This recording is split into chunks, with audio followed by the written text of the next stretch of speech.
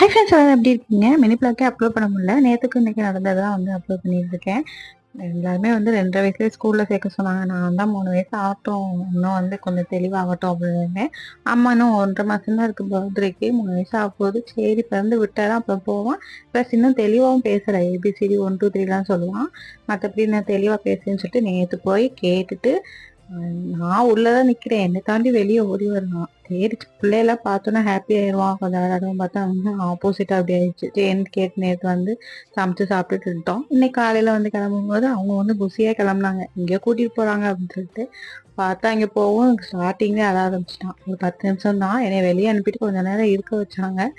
2 நிமிஷத்துக்கு மேலே நானே கத்தவில்லை. கூட்டிட்டு வந்துட்டு அப்படியே முடிய வெட்டிட்டு 12 ஆச்சுன்னு சொல்லிட்டு ரசத்தை வச்சு முட்டையை வச்சு நானும் அவனும் அப்படியே ஒரு பிளேட்ல சாப்பிட்டுட்டோம். வெண்சோளம் ரொம்ப நாள் ஆச்சு செஞ்சு, மில்லட் தோசை செய்வோம்னு சொல்லிட்டு அப்படியே வந்து டயட்டுக்கு யூஸ் ஆகும்னு சொல்லிட்டு அதை ஊற வச்சுட்டேன்.